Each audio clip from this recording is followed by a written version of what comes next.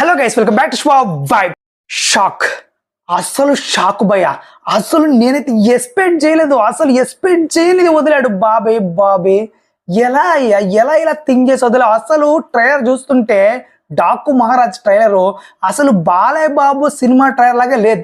కొంచెం విభిన్నంగా ఉంది, కొత్తగా ఉంది. ఎందుకురా అంటే ఒక్క డైలాగ్ లేదు, వాయిస్ లేదు, ఒక పంచ్ డైలాగ్ లేదు బాలయ్యది.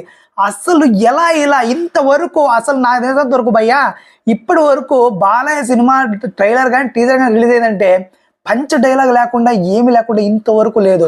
కనీసం టీజర్లో కూడా ఒక పంచ్ డైలాగ్ లేకుండా లుక్తో వదిలి ఊరికి అయిపోయాడు. అండ్ ఇక్కడ ఓన్లీ బీజిఎంతో ర్యాంప్ ఆడిచ్చాడయ్యా.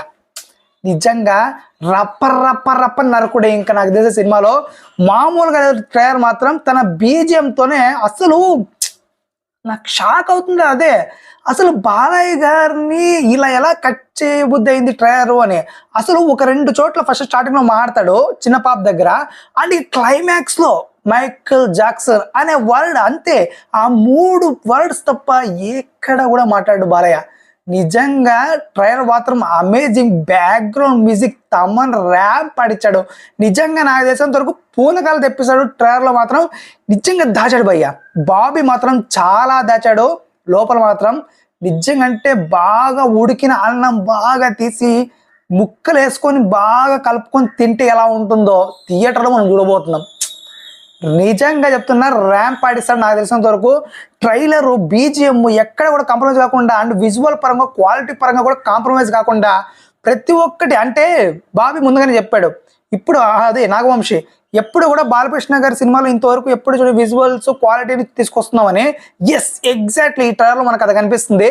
అండ్ మెయిన్గా ఈ బాలయ్య గారి లుక్ కూడా అంతే. ఇంకా ఆయన 60+ కాదు భయ్య, 40+లోనే ఉండారు. సో నిజంగా ఒప్పుకోవాల్సిన విషయమే. ఇక నాకు తెలిసినంత వరకు ట్రైలర్ రెపరెపలాడిచ్చారు. ఇక సినిమా మాత్రం ఏమాత్రం తగ్గకుండా ఇదే రేంజ్లో ఇదే వైబ్ క్రియేట్ చేయగలిగితే ఇక నాకు తెలిసినంత వరకు దాచాడు భయ్య. బాలయ్య గారు హైలైట్ సీన్స్ చాలా దాచాడు. నిజంగా ఎన్ని దాచాడో తెలియదు కానీ ఈ ట్రైలర్లో మాత్రం ఒక్కటంటే ఒక్కటి విప్పలేదు. అసలు ఎక్కడ కూడా ఒకటి ఏదైనా ఒక సీరియస్ ఇష్యూ కూడా, ఒక సీరియస్ ఫైట్ కూడా కనీసము రివీల్ చేయలేదు ట్రైలర్లో. షాక్ నిజంగా.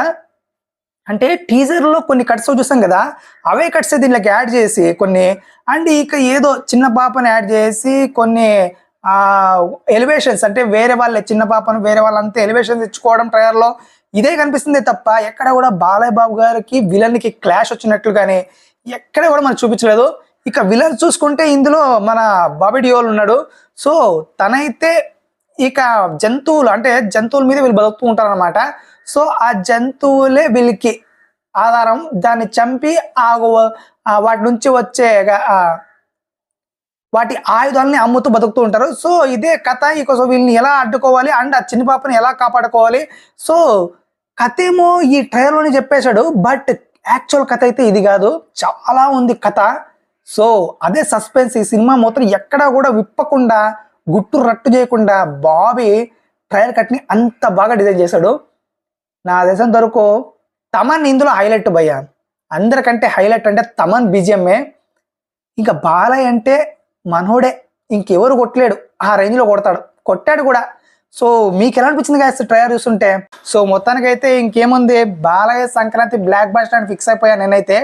ఖచ్చితంగా రపరపలాడిచ్చేస్తాడు. సో మీకేమనిపించింది తప్పకుండా మా కామెంట్లో తెలియజేయండి. అండ్ ప్లీజ్ సబ్స్క్రైబ్ టు శుభ.